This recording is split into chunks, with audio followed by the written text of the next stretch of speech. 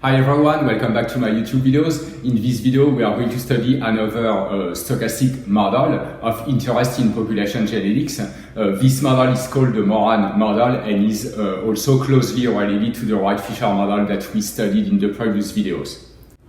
So this model was introduced by mathematician Patrick Moran, and the main difference between the Moran model, at least in the absence of selection, and the Wright-Fisher model is the fact that in the Moran model you have exactly one birth at each time step, while in the Wright-Fisher model you have n births at each time step. So that means that one time step in the Wright-Fisher model kind of corresponds to n time steps in the Moran model. And for this reason, we say that the Wright-Fisher model is a model with non-overlapping generation, while the Moran model is some kind of analog to the Wright-Fisher model, but with overlapping generation. So more precisely, you again start with a set of n sites. Again, those sites are occupied by an individual of type 0 or an individual of type 1. And at least in the neutral case, without selection, the way the process evolves is as follows.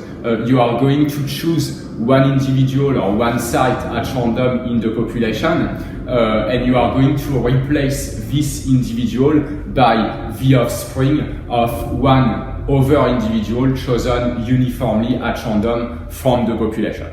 So that's the Moran model with selection. That means that at each time step you only update one site instead of all n sites like in the Wright-Fisher model.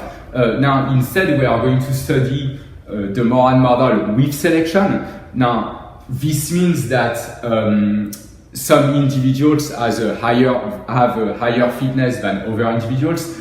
In our context, we are going to assume that, let's say type 0, for instance, have fitness 1, but individuals of type 1 are going to have fitness phi, which is strictly larger than 1. We are going typically to call the individual of type 0 the resident and individuals of type 1 the mutant. And the idea is really that you have a large population with n individuals. Let's assume that all, like at least from a biological point of view, all these individuals are resident with the same fitness. Suddenly you have a mutation in the population. One resident becomes a mutant at one given site, and we assume that this mutant has a higher fitness, and the main question is, starting from one mutant in this large population of residents, if this mutant has a higher fitness, what is the probability that this mutant is going to invade the whole space, the whole population, and outcompete the residents? So that's the main question. Now, one other question we need to answer is, how do we use this parameter phi in the system? How can we use phi in the system to mimic the fact that indeed mutants are going to give birth at some higher rate?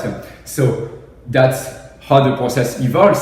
So at each time step, you are going to choose an individual uniformly at random. This individual is going to be replaced again by the offspring of another individual, but this other individual, instead of being chosen uniformly at random from the population, this individual is going to be chosen at random, but with a probability proportional to its fitness. So, which means that each individual mutant has a higher probability to be selected for reproduction than each individual resident. So eventually mutants are going to give birth, are more likely to give birth than residents. And again, the target site, exactly like in the Wright-Fisher model, or exactly like I should say the Moran model with no selection, the target site is chosen uniformly at random. So exactly like for the Wright-Fisher model, we are going to call xn the number of type 1 individuals at time n, and that corresponds in this case to the number of mutants. So again, xn is going to be a discrete Markov chain, and the main goal of this video is to prove the theorem at the bottom of the slide that says that starting with one mutant in a population of residents, of capital N residents, the probability that the mutant population is going to outcompete the population of residents is given by 1 minus 1 over phi divided by 1 minus 1 over phi at the power n. So I rewrote this theorem that we want to prove at the board, and before we get started with the proof, just one observation about the communication classes of the process. That's exactly the same idea as for the Wright-Fisher model. If all the individuals are residents, that means that xn equals 0, then all the individuals are going to be resident at all time, so 0 is an absorbing state. Same for state n. State n corresponds to the state in which all the individuals are mutants. So 0 and n, the two boundary states, are going to be absorbing states. So the singleton 0 and the singleton n are recurrent communication classes. At the opposite, all the set of all the states going from 1 to n minus 1 form all together a third communication class, and this one again is transient because it's also finite. That means that eventually, after a finite time, after an almost surely finite time, the system should fixate either in state 0 or in state n, exactly like for the Wright-Fisher model. And so now the goal, exactly like for the Wright-Fisher model, is to compute the probability that type 1 wins. Now, the difference is that you see that even if n is very large and you start with only one mutant, the probability that the mutant is going to win is not small at all because the fitness is strictly larger than 1. But that's kind of the same question as for the Wright-Fisher model, except that right now we start with only one mutant, but the mutant has a fitness that is larger and so is kind of likely to win even in a large population of residents. So the way we solve the problem is first by writing the transition probabilities of the model, and then looking at the ratio of the probability at which we have one more mutant and the probability that we have one less mutant, we can in fact compare the model with the Gambler process. And in fact here, after having this connection between this model and the Gambler process, we can deduce the result from previous result that we proved in other videos. So the first step to compute the transition probabilities of the process is to look at the overall fitness of all the mutants and the overall fitness of all the residents. That's quantities that we need to understand before we can indeed compute those transition probabilities. So I'm going to write here, this here. So overall fitness of mutant. So let me write this here, of mutants. So in case I'm going to call little x the number of mutants in the system at some given time. So if you have indeed x mutants, they each have fitness phi. So that means that the overall fitness is going to be equal to phi times x. Now, at the opposite, the overall fitness of the residents is going to be equal to 1, the common fitness of all the residents, times the number of residents. If you have x mutants in the system, that means that you have n minus x residents. So here you have n minus x. And so the probability of choosing a mutant or a resident for reproduction in this process is related to those quantities. And so now that we have those quantities, we can indeed compute the probability of going from, let's say, x to x plus 1 or x to x minus 1. You can also stay in state x. This happens when the individual the individual chosen for reproduction is the same as the individual chosen to be replaced. But in fact, the probability that we stay in state X doesn't really matter. That's going to affect the time to fixation. But here we are not interested in the time to fixation. We only want to look at the probability of fixation in state 0 or fixation in state n. So from this, we can deduce that from this and the evolution rules of the process, that the probability that we have one more mutant at the next time step in the process, that's going to be equal to the probability of choosing a mutant for reproduction times the probability that the offspring of this mutant is indeed sent to a site that was occupied by a resident. Okay, to make sure that indeed a resident is going to be turned into a mutant.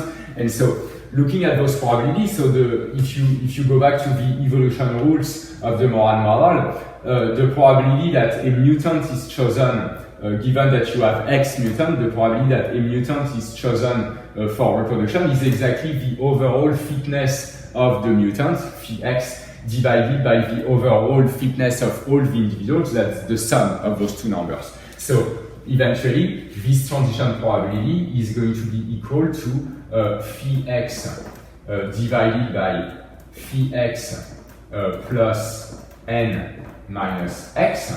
So that's probability of choosing a mutant for reproduction. This does not mean that at the next time step you are going to have again one more mutant. You want to make sure that the mutant, that the offspring of this mutant is indeed going to replace a resident. So you need to multiply by the probability that the target site is occupied by a resident. That's exactly 1 minus x over n. You see that x is number of mutants, x over n is the fraction of space occupied by the mutant, so that corresponds to the probability that the target site is occupied by a mutant. If you look at 1 minus this number, that's indeed the fraction of space or sites that are occupied by a resident. So that gives you the transition probability from x to x plus 1. The transition probability from x to x minus 1 is similar. So you have x to x minus 1. Now, the two numbers, that's again going to be the product of two numbers with the same interpretation, except that you exchange the role of mutant and resident. So now what we need here instead is the overall fitness of all the residents divided by the overall fitness of all the individuals. So that's going to give you a n minus x divided by phi x plus n minus x. So notice that the sum of those two fractions is equal to 1. And then you need to multiply by the probability that the target site is going to be occupied by a mutant. It's going to be x over n. So x over n. So you see that in this expression, those two terms add up to 1, and also those two terms add up to 1. So that's not the whole transition probabilities. There is one more, it's pxx. Pxx is just equal to 1 minus this one minus this one. I'm not going to even write that term. It doesn't really matter because it turns out that the probability at which we stay in the same state is not going to affect, even if this happens, this might happen often, this is not going to affect the probability that we reach 0 first or n first. So that's only going to affect the time to fixation. So now that we have the transition probability, so next step is to look at the ratio of px x plus 1 to px x minus 1, and from that we can deduce that the process is just some time change of the gambler process with some specific parameters. So by time change, I mean that in the gambler process, at each time step, you go from x to x plus 1 with probability p, x to x minus 1 with probability q, p plus q is equal to 1. You cannot stay in the same state, while here you can stay in the same state. So in some sense, we see that the Moran model is some kind of slower version of the gambler process where sometimes you have no jump. So let's check the value of this ratio, and hopefully we should find, like in the gambler process, something of the form, so P over Q. So what we want basically is that this divided by that is a constant, in which case we can indeed compare our process, the Moran model, with selection with the gambler process. So let's look at this.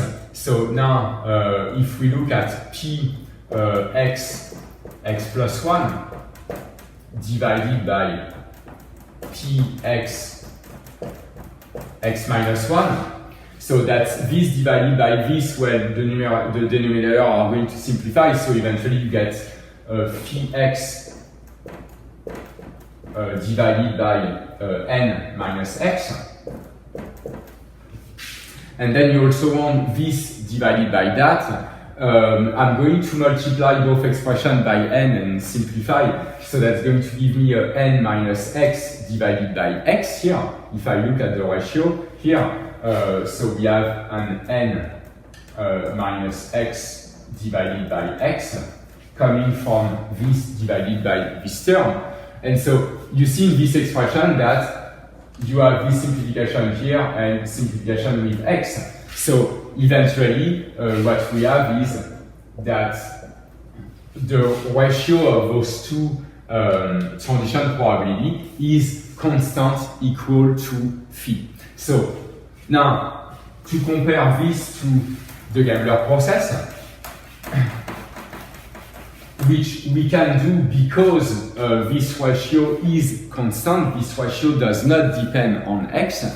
What we need to do is, and maybe I'm going to erase that and write phi here. So we know that this ratio is equal to phi. To have a comparison with gambler process, what we want to do is find p and q such that p divided by q, which corresponds to, so this quantity for the gambler process is exactly p divided by q. So we want to find p and q such that p divided by q is equal to phi, but also p plus q is equal to 1. And so there is an obvious answer. It's if we take p probability of winning is going to be equal to phi divided by phi plus 1, and q equals 1 divided by phi plus 1. You see that if you take those two quantities, clearly p plus q is equal to 1, and also you see that p divided by q is just equal to phi here. Okay, so we have that phi is equal to p over q for this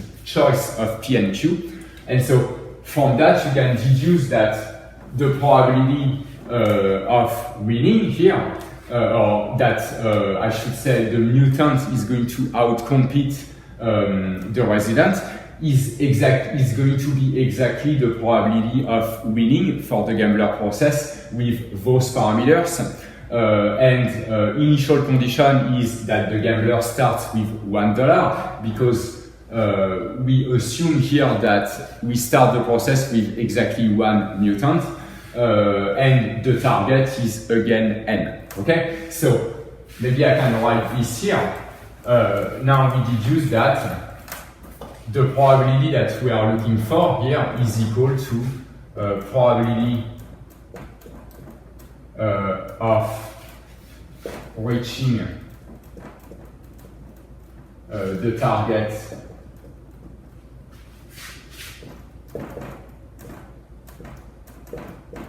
n starting with $1, okay, for the gambler process with those parameters. And we know from previous videos, and we solved that point by using the optional stopping theorem. This can also be solved using a first-step analysis. We prove that this probability is also equal to 1 minus Q over P at the power the initial fortune of the gambler. In this case, we start with $1. So I'm going to write at the power 1 here, divided by 1 minus, again, this ratio, Q over P, at the power the target N, that corresponds to the number of sites here in this process. And you see that in view of the choice of P and Q, Q over P is equal to 1 over phi, and so you can simplify this expression, and that gives you a 1 minus, so Q over P is 1 over phi, so that gives you a phi minus 1 divided by 1 minus phi to the negative n. And so eventually you find that the probability of that the mutant, starting from one mutant, the probability that the mutant is going to outcompete the resident is exactly equal to this probability. That's indeed what we wanted to prove.